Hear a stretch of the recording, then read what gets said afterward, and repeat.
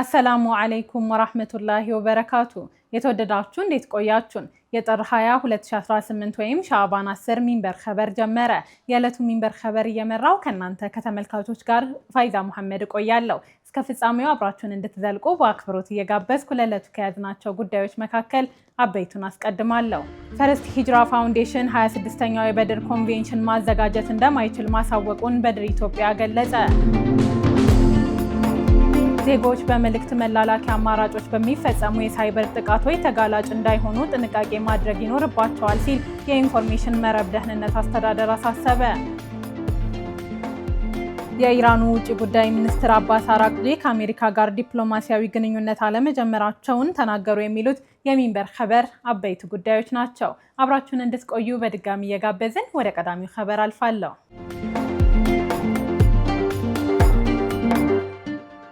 ዋና መቀመጫቸውን በሰሜን አሜሪካ ያደረጉት በድር ኢትዮጵያና ፈርስት ሂጅራ ፋውንዴሽን በጋራ ለመስራት ከተስማሙ በኋላ ፈርስት ሂጅራ ፋውንዴሽን የበድር ኢትዮጵያ አባል ድርጅት ሆኖ ለመቀላቀል በ2017 ሰኔ ወር ላይ ውሳኔ አሳልፎ ነበር።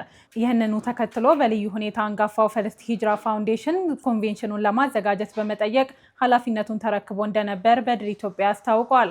የበድር ዓለም አቀፍ የኢትዮጵያውያን ሙስሊሞች ድርጅት ይህን ያስታወቀው ጥር 18 2018 ባወጣው መግለጫ ነው። በመግለጫው ላይ እንደሰፈረው የፋውንዴሽኑ ቦርድ አባላት ተደራራቢ ፕሮግራም እንዳለባቸው በመግለጽ 26ኛውን የበድር ኮንቬንሽን ዘንድሮ ለማዘጋጀት እንደሚቸገሩ በደብዳቤ ያሳውቀዋል። ይህን ተከትሎም የበድር ኢትዮጵያ አመራሮች 26ኛውን ኮንቬንሽን በተመለከተ የቀረው ጊዜ አጭር መሆኑን ጠቅሰው ውሳኔ ላይ ሲደርሱ እንደሚያሳውቁ ገልጸዋል።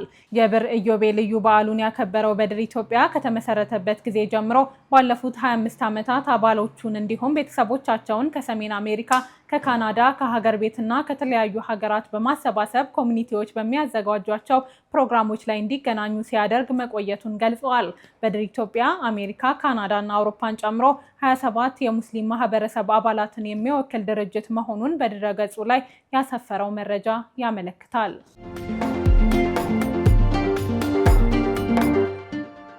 ሱና ዩኒቨርሲቲ 43 መሻይኮችን ለመጀመሪያ ጊዜ በዲግሪ ሊያስመርቅ ነው። በእስልምና የጥናት መስኮች ላይ የሚንቀሳቀሰው ሱና ዩኒቨርሲቲ በመጪው እሁድ ጥር 24 2018 43 መሻይኮችን ለመጀመሪያ ጊዜ በዲግሪ ሊያስመርቅ መሆኑን አስታውቋል። ዩኒቨርሲቲው ይህን ያሳወቀው በኃላፊዎቹ አማካኝነት በሰጠው ጋዜጣዊ መግለጫ ነው። በዚህ ወቅት የአራተኛው ዙር ማን ይተካቸው የተሰኘው የምረቃት ስነ ስርዓት ዝግጅት መጠናቀቁ ተገልጿል። ኃላፊዎች እንዳሉት ዩኒቨርሲቲው የኢትዮጵያን የሀሪማና የሐለቃ የቆይታ ትምህርቶች ከዘመናዊ አካዳሚያዊ ስርዓት ጋር በማጣጣም እየተንቀሳቀሰ ይገኛል። በዘንድሮ ትምህርት ዘመን ለመጀመሪያ ጊዜ 43 መሻይኮች በዲግሪ ከመመረቃቸው ባሻገር በሴቶች የሸሪዓ ጥናት ዘርፍ 30 አንስቶች በሁለተኛ ዙር የሰርቲፊኬት መርሃ ግብር አጠናቀዋል። ሱና ዩኒቨርሲቲ የተመሰረተው በ2010 ነው። በኢስላማዊ እውቀትና አረብኛ ቋንቋ ማዕከልነት ስራ የጀመረ ሲሆን ከኢትዮጵያ እስልምና ጉዳዮች ጠቅላይ ምክር ቤት ሙሉ እውቅናን በማግኘቱ ወደ ዩኒቨርሲቲነት ማደጉን ኃላፊዎቹ ገልጸዋል። በአዲስ አበባ፣ በነቀምት፣ በወልዲያና በከላላ ቅርንጫፎቹ የተማሪዎቹን ቁጥር 600 ማድረሱን የሚያሰራጨው መረጃ ያመለክታል።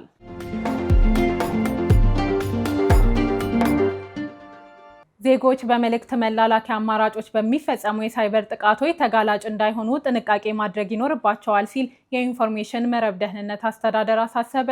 የኢንፎርሜሽን መረብ ደህንነት አስተዳደር ዜጎች በዋትሳፕ፣ በቴሌግራም እና በሌሎች የመልእክት መላላኪያ አማራጮች ለሚፈጸሙ የሳይበር ጥቃቶችና የማጭበርበር ድርጊቶች ተጋላጭ እንዳይሆኑ ተገቢውን ጥንቃቄ እንዲያደርጉ በዛሬው ዕለት አሳስቧል። አስተዳደሩ በኢትዮጵያ የዲጂታል ትስስር መስፋፋትን ተከትሎ በዋትሳፕ፣ በቴሌግራም እና በሌሎች የመልእክት መላላኪያ ፕላትፎርሞች አማካኝነት በዜጎች ላይ የሚሰነዘሩ የሳይበር ጥቃቶችና የማጭበርበር ድርጊቶች በአሳሳቢ ሁኔታ እየጨመሩ መምጣታቸውን በተለያዩ መንገዶች ማረጋገጥ መቻሉንም አስታውቋል። በአሁኑ ወቅት በሀገሪቷ የሚካሄዱ የተለያዩ ሲምፖዚየሞችን፣ ዓለም አቀፍ መድረኮችንና የኦንላይን ስብሰባዎችን እንደ መልካም አጋጣሚ በመጠቀም የሳይበር ወንጀለኞች የእነዚህን ኩነቶች ስም ለሐሰተኛ ድርጊቶቻቸው መጠቀሚያ እያደረጉት እንደሚገኙ አመልክተዋል። እነዚህ አካላት የማህበረሰቡን የግል መረጃ ለመስረቅ፣ የባንክ ሂሳቦችን ለመመዝበርና የዲጂታል ደህንነትን ለማናጋት በተቀናጀ መልኩ እየሰሩ መሆኑን አስተዳደሩ በክትትልና በምርመራ ማረጋገጡን ገልጸዋል። የሳይበር ጥቃቶች የሚፈጸሙት ማህበረሰቡ ትኩረት የሚሰጣቸውን ተፈላጊና ወቅታዊ የሆኑ ጉዳዮችን መነሻ በማድረግ በተዘረጋ ስልታዊ የማታለያ ዘዴ መሆኑን ተጠቁሟል። አጭበርባሪዎቹ ለሲምፖዚየሙ ተሳታፊዎች የተዘጋጀ ነፃ የኢንተርኔት ፓኬጅ፣ ልዩ የስራ ቅጥር ወይም ይህ የስብሰባ መሳተፊያ ሊንክ ነው ከፍተው ይግቡ የሚሉ አሳሳችና ማራኪ መልእክቶችን በማሰራጨት ተጠቃሚዎች በመልእክቱ ውስጥ የተካተተውን ሊንክ እንዲጫኑ እንደሚያደርጉ የገለጸው አስተዳደሩ ይህ ድርጊት ተጠቃሚው ሳያውቀው ወደ አጥፊ ተልዕኮ ወዳላቸው ድረገጾች እንዲያመራና ለጥቃት ተጋላጭ እንዲሆን የሚያደርግ የመጀመሪያው የወንጀለኞች እርምጃ እንደሆነ አመልክቷል። ይህ አይነቱ ጥቃት ከግለሰቦች መረጃ ስርቆት ባለፈ በእጃቸው የሚገኙ ሚስጥራዊ መረጃዎች በጠላፊዎች እጅ እንዲወድቁ በማድረግ በሀገር ደህንነትና ሉዓላዊነት ላይ ከፍተኛ አደጋ የሚጋርጥ መሆኑን አስተዳደሩ በጥብቅ አሳስቧል። መሰል የሳይበር ደህንነት ስጋቶችን ለመቀነስ የመንግስትና የግል ተቋማት እንዲሁም ማህበረሰቡ ከመቼውም ጊዜ በላይ ከፍተኛ ጥንቃቄ ሊያደርጉ እንደሚገባ አስተዳደሩ አሳስቧል።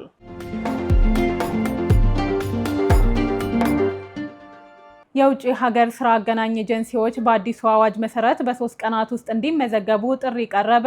የውጭ ሀገር ስራ ስምሪት አገናኝ ኤጀንሲዎች በአዲሱ የውጭ ሀገር የስራ ስምሪት አዋጅ መሰረት በ5ቱ ደረጃዎች ምዝገባቸውን እንዲያከናውኑ ጥሪ ያቀረበው የስራና ክህሎት ሚኒስቴር ነው።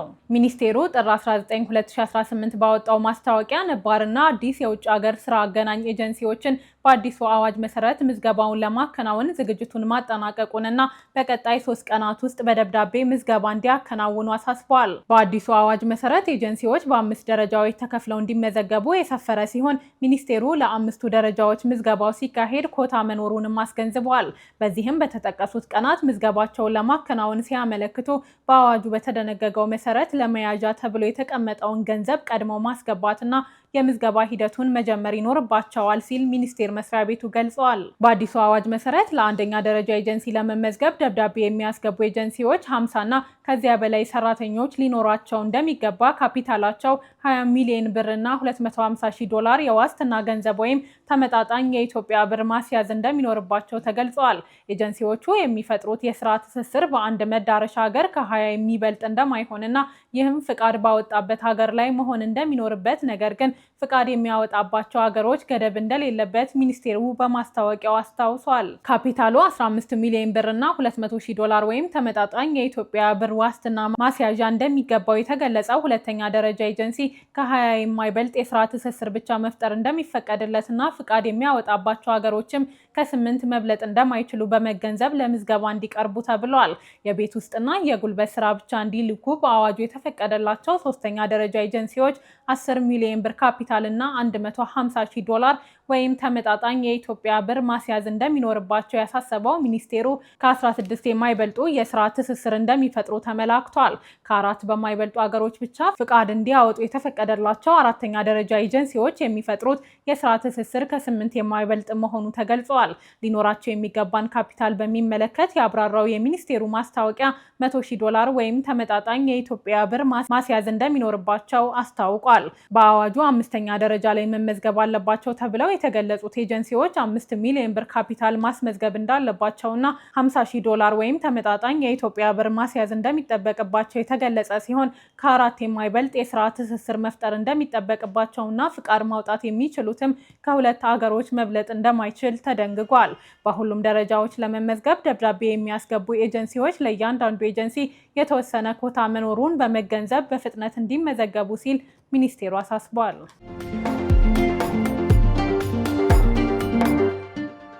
ኢትዮጵያ አሳልፋ የሰጠችው ኤርትራዊ ህገወጥ የሰዎች አዘዋዋሪ ኔዘርላንድስ ውስጥ 20 ዓመት ተፈረደበት። አህመድ አብድራህማን ዝርዝሩን ያቀርበዋል። ኢትዮጵያ ከ3 ዓመት በፊት ለኔዘርላንድስ አሳልፋ የሰጠችው ተወልደ ጎይቶም የተባለው ኤርትራዊ ህገወጥ የሰዎች አዘዋዋሪ በአገሪቱ ፍርድ ቤት ከፍተኛ የሆነውን የ20 ዓመት እስራት ተፈርዶበታል። ጉዳዩን የተመለከተው የኔዘርላንድስ ፍርድ ቤት ግለሰቡና ግብረ አበሮቹ ስደተኞች ላይ ጨካኝ ኃይል የተሞላበትና ሰብዕናን የሚያዋርድ ድርጊቶች ፈጽመዋል ብሏል። ፍርድ ቤቱ አማኑኤል ወሊድ በሚል መጠሪያው የሚታወቀው የ42 ዓመቱ ተወልደ ጎይቶም ላይ የፍርድ ውሳኔውን ያስተላለፈው ማክሰኞ ጥር 19 2018 ነው። ቢቢሲ እንደዘገበው ፍርድ ቤቱ የጥፋተኝነት ውሳኔውን ያስተላለፈው ግለሰቡ ሜዲትራኒያን ባህርን አቋርጠው ወደ አውሮፓ ሀገሮች ለመግባት የሚጥሩ ስደተኞችን በኔዘርላንድስ ከሚገኙ ቤተሰቦቻቸው ገንዘብ የሚቀበል የወንጀል ድርጅት ሲመራ እንደነበር በመረጋገጡ ነው። ተወልደ ከህገወጥ የሰዎች ዝውውር ጋር በተያያዘ ሲፈረድበት ይህ የመጀመሪያው አይደለም። ኢትዮጵያ ውስጥ በቀረቡት ተያያዥ 5 ክሶች ጥፋተኛ ተብሎ የ18 ዓመት እስር ተፈርዶበት እንደነበርም ዘገባው አስታውሷል። ጥቅምት 2015 ላይ ደግሞ ለኔዘርላንድስ ተላልፎ ተሰጥቷል። ተወልደ ኔዘርላንድ ውስጥ በነበረው የፍርድ ሂደት ላይ ምስክሮች የጠቀሱት አደገኛ የሰዎች ዝውውር መረብ መሪ እርሱ እንዳልሆነ በመግለጽ ተከራክሯል። ይህ የወንጀል መረብ ቡድን ስደተኞችን ከሊቢያ ወደ አውሮፓ ከዚያም ጥገኝነት ወደሚጠይቁባት ኔዘርላንድስ ሲያጓጉዝ የነበረ ነው። ይሁንና ጉዳዩን የተመለከተው ፍርድ ቤት የተከሳሹን መከላከያ ውድቅ አድርጓል። ግለሰቡ በሚመራው መረብ የተጠለፉ ስደተኞች ሊቢያ በሚገኙ ካምፖች ታስረው መቆየታቸውን እንዲሁም ለቤተሰቦቻቸው ደውለው ገንዘብ እንዲያስልኩ መገደዳቸውን ፍርድ ቤቱ ገልጿል። ወደ አውሮፓ መተላለፊያው ገንዘብ ሲከፈል ብቻ ነበር ስደተኛው ከካምፕ እንዲወጣና ጉዞውን እንዲቀጥል የሚፈቀድለት ሲሉ አስረድተዋል።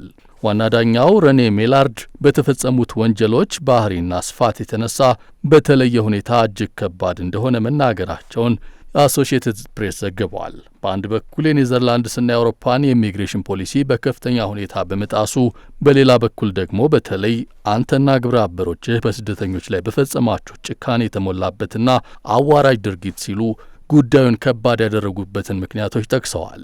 አክለውም ለተሻለ ሕይወት ከሚጥሩ ደካማና ረዳት የሌላቸው ሰዎች የሚቻለውን ያህል ገንዘብ ለመበዝበዝ ስትሉ በድርጊታችሁ ምሕረት የለሽ ሕሊና ቢሶችና ለሰው ልጅ ክብር ደንታ የሌላችሁ ነበራችሁ ብለዋል።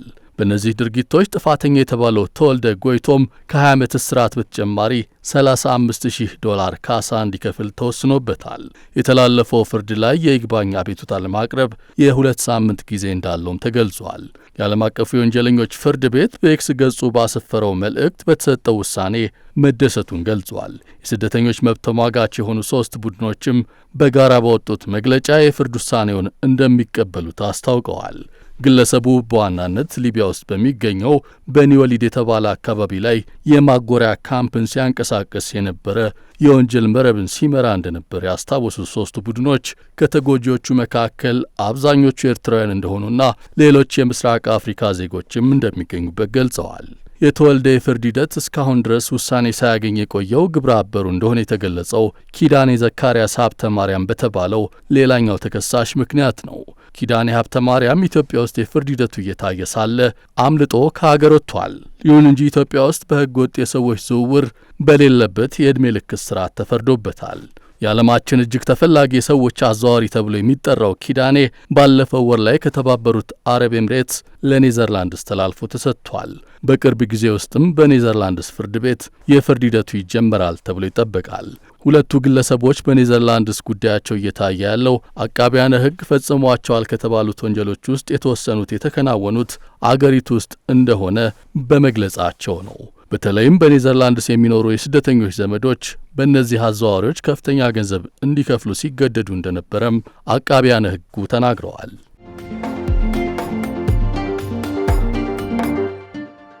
የተወደዳችሁ አሁንም የተከታተላችሁ የምትገኙት ሚንበር ኸበርን ነው።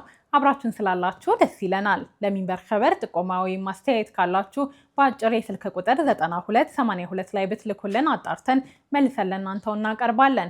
የሚቀናችሁ ማህበራዊ ሚዲያ ከሆነ በሁሉም አማራጮች @ሚንበር ቲቪ ብላችሁ ብትፈልጉን ታገኙናላችሁ። ድረገጻችንን www.minbertv.com ብትጎበኙ ደግሞ አዳዲስ መረጃ ታገኛላችሁ። አሁን ደግሞ የዕለቱን አብይ ጉዳይ እናስታውሳችሁና እንመለስ። ዜጎች በመልእክት መላላኪያ አማራጮች በሚፈጸሙ የሳይበር ጥቃቶች ተጋላጭ እንዳይሆኑ ጥንቃቄ ማድረግ ይኖርባቸዋል ሲል የኢንፎርሜሽን መረብ ደህንነት አስተዳደር አሳሰበ። ከቆይታ በኋላ የኢራኑ የውጭ ጉዳይ ሚኒስትር አባስ አራቅጂ ከአሜሪካ ጋር ዲፕሎማሲያዊ ግንኙነት አለመጀመራቸውን ተናግረዋል። እንመለስበታለን፣ ይጠብቁን። ሶማሊያ አሜሪካዊቷ የአሜሪካ ኮንግረስ አባሏ ኢልሃን ኡመር በስብሰባ ወቅት ንግግር በማድረግ ላይ ሳሉ ጥቃት ተሰንዝሮባቸዋል። አሚናት መሐመድ ተጨማሪ አላት። ሶማሌ አሜሪካዊት የአሜሪካ ኮንግረስ አባል ኢልሃን ኡመር በስብሰባ ወቅት ንግግር በማድረግ ላይ ሳሉ ጥቃት ተሰንዝሮባቸዋል። የሚኒሶታ ተወካይዋ ምንነቱ ባልታወቀ ፈሳሽ ንጥረ ነገር ጥቃት የተሰነዘረባቸው ማክሰኞ ዕለት ስለ ትራምፕ አስተዳደርና የአሜሪካ ዲፓርትመንት ኦፍ ሆምላንድ ሴኩሪቲ ንግግር ለማድረግ በተዘጋጀው ስብሰባ ላይ ነው። በተሰራጨው ቪዲዮ የስብሰባው ታዳሚ የነበረ አንድ ግለሰብ መርፌ ተጠቅሞ ኢልሃን ላይ ፈሳሽ ነገር ሲረጭ ይታያል። ጥቃቱ የተሰነዘረባቸው የአሜሪካ የሀገር ውስጥ ደህንነት ዲፓርትመንት ጸሐፊ ክሪስቲኖምን የሚተች ንግግር እያደረጉ በነበረበት ወቅት ነው። ኢልሃን ክሪስቲኖም ስራቸውን እንዲለቁ ካልሆነም ክስ እንዲመሰረት እንዲሁም የዩናይትድ ስቴትስ ኢሚግሬሽንና ጉምሩክ ማስፈጸሚያ እንዲወገድ ጥያቄ አቅርበዋል። ምንም እንኳን ጉዳት ባይደርስባቸውም የተረጨው ፈሳሽ ንጥረ ነገር ጠንካራና መጥፎ ጠረን የነበረው መሆኑ ተገልጿል። ጥቃት አድራሹ የ55 ዓመቱ አንቶኒ ጄምስ ካዝሚየር ዛርክ በጥበቃዎች ከተያዘ በኋላ በቁጥጥር ስር ውሎ በ3ኛ ደረጃ ጥቃት ተጠርጥሮ በእስር ላይ እንደሚገኝ የአካባቢው የፖሊስ ጽሕፈት ቤት አስታውቋል። ከክስተቱ በኋላ የተናገሩት ኢልሃን መናገራችንን እንቀጥላለን፣ እባካችሁ መድረኩን እንዲወስዱ አትፍቀዱላቸው ብለዋል። አክለውም ማስተያየቴን እጨርሳለሁ፣ የዲሞክራቲክ ባልደረቦቼን በመያዝ ክሪስቲኖም ስራቸውን እንዲለቁ ጥያቄን አቀርባለሁ ብለዋል። ጥቃቱን ተከትሎ በአሜሪካ ትልቁ የሲቪል መብቶች ተሟጋች ዘ ካውንስል ኦን አሜሪካ ኢስላሚክ ሪሌሽንስ በኢልሃን ላይ የተፈጸመውን ጥቃት አውግዘዋል። በተመሳሳይ የሳውዝ ካሮሊና ተወካይ ናንሲ ጥቃቱን አውግዘዋል። የአሜሪካው ፕሬዝዳንት ዶናልድ ትራምፕ በተደጋጋሚ የኮንግረስ አባሏ ላይ ትችትና ዘለፋ ሲሰነዝሩ መቆየታቸው ይታወሳል። በቅርቡም እስር ቤት ወይም ከዚያ የከፋ ቅጣት በዓለም ላይ ካሉት እጅግ የከፉ አገሮች አንዷ ተብላ ወደምትቆጠረው ሶማሊያ መመለስ አለባት፣ ምናልባትም ሶማሊያን እንደገና ታላቅ ለማድረግ ልትረዳ ትችላለች ሲሉ ተናግረዋል።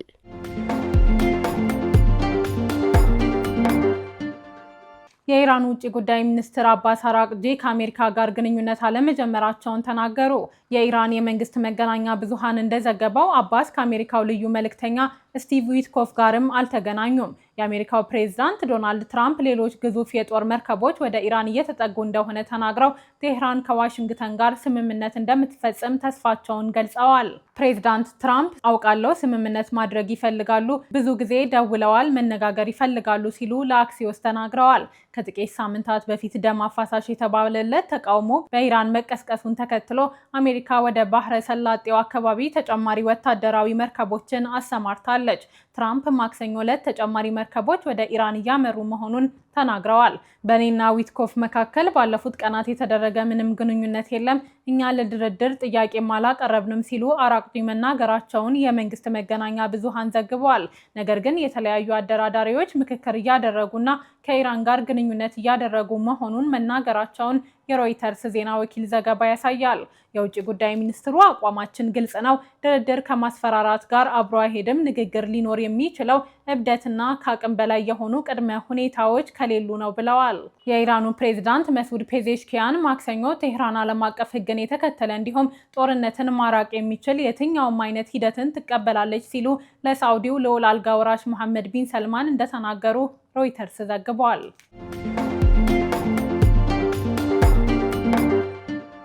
ወደ ተመልካቾች ለዛሬ ያዘጋጀነው የሚንበር ኸበር በዚሁ ተጠናቀቀ።